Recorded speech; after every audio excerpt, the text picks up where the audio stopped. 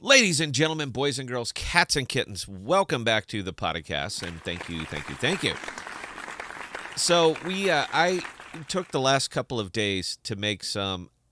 I don't want to call them instructional videos. I want to call them educational videos, and not because I think you need it, but just because I enjoy talking about macroeconomics and economic theory. It's served me well over the years once I actually picked up on it and saw what they were trying or what they were actually getting at. So once you start applying some of these theories, it makes it a hell of a lot easier for you to, one, give your investments an intrinsic valuation, and two, it helps you see a longer road, a longer path. I think that's critical to your success or failure as an investor. And it's just, you know what, if nothing else, it's just good information. It's fun to talk about it. Now they don't get a lot of action. It's not crypto. It just isn't, even though it absolutely should be. But it's not crypto. Crypto is excitement. Crypto is psychic money. Crypto is hip. It's cool. It's rock and roll. It's all of those things.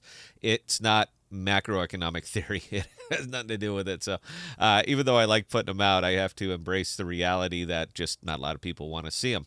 So I thought let's go ahead and get into. I'm shifting a little bit of my investments now. I'm starting to move some things around. Uh, I'm a pragmatist, and as situations change, my outlook on them is going to change as well. It comes down to opportunity costs. If you're not familiar with those, just did a video yesterday, so you can go ahead and take a look at that. But a couple of the things that I'm kind of moving around a little bit. One of the big ones is, as much as I like the action that I'm getting over here on Junoswap,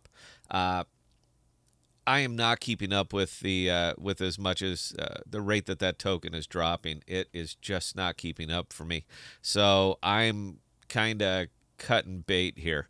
Now, I'm not telling you to, telling you that I am, but only to seek out greener pastures. That's kind of it. And I'm not jumping out all at once. Clearly, I haven't unbonded any of this, but all of the APRs, the rewards are coming over here to Crescent. Now, there's two pools that I absolutely love over here. One, of course, is Atom USDC. Man, I want you to think about that 53% on Atom paired with USDC. For me, it makes a lot of financial sense for me to jump into this one and for me to keep my money working there. I'm not selling the Atom. I'm not. But if I can pair it up, if I can get 53% on it and collect some actual claimable rewards, like you can see right here, and I can pick those up every day, it's in my interest to do so.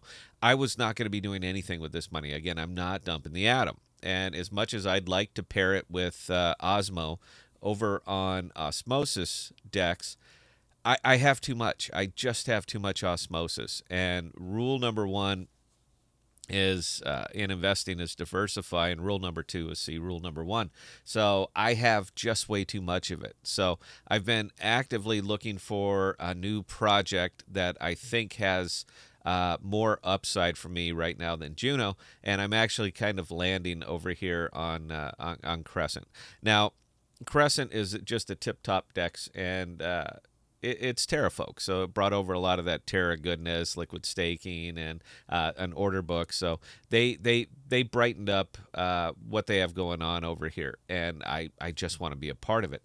But all of the money that I'm bringing in right now, I'm pushing straight into that pool right there, Gravity Bridge Beacree, and I'm simply doing it for the APR. That's it. Will this sustain? No, can't. There's no way. There's not enough action over here happening over here to sustain that number. But while it is still up over 200%, man, I'm going to take advantage of it as much as I can.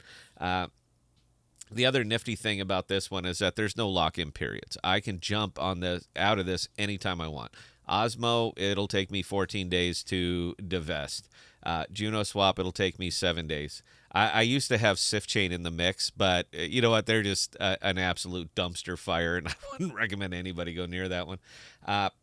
Yeah, but this is kind of where I'm pushing my APRs right now, and this is a number that I absolutely love because it's none of my money. There is no explicit costs to that number right there because it is all generated through APRs. So that is no money out of my wallet whatsoever.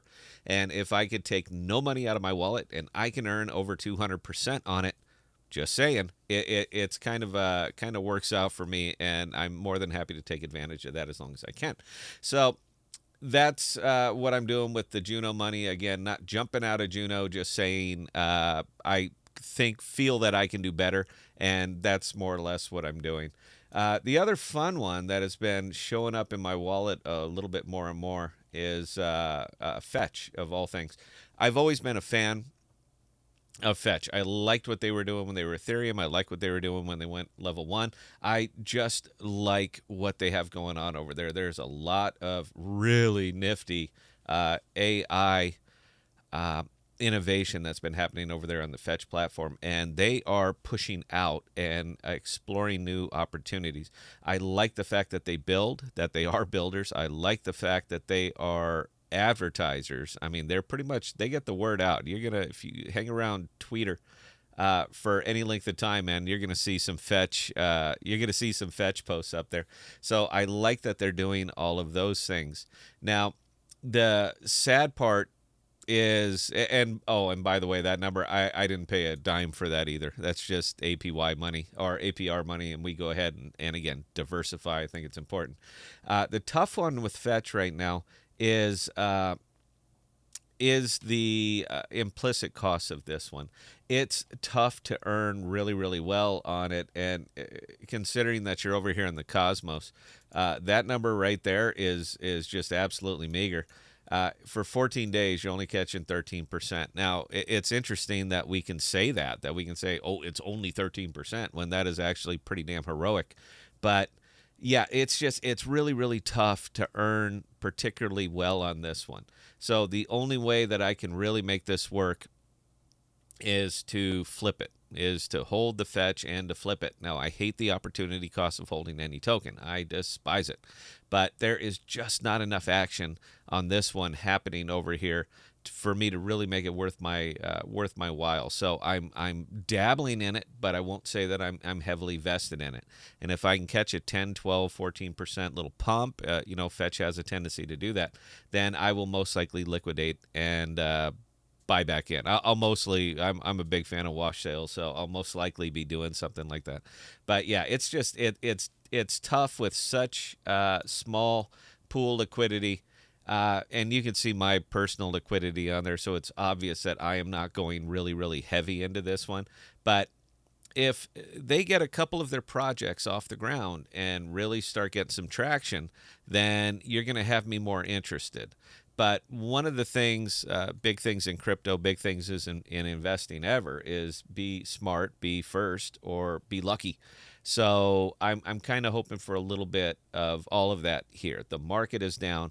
Fetch will bounce when the market bounces, but so will everything else. So I do see some more upside in this one, but again, it's just so expensive to just hold this token. It's a tough sell for someone like me.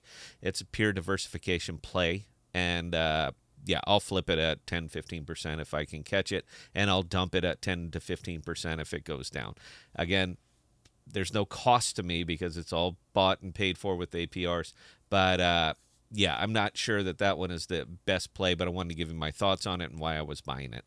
Anyway, guys, that's what we got today. I'm not sure what the live stream is going to be about tonight. We have a couple of subjects that were brought up, so we're definitely going to cover them. But it might just be a money stream. We haven't done one of those in a while, so it'll likely go over that direction. A lot more things I'm into. I want to give you guys some more context, so we'll probably be going that direction tonight. 1800 Central. Hope you can join us. Look for the thumbnail. And as always, questions or comments, Scott at ThePodocasts.com. I answer all my emails. I love getting emails. It makes me feel important. And until next time, please stay safe. Please be smart with your money, guys. Cheers.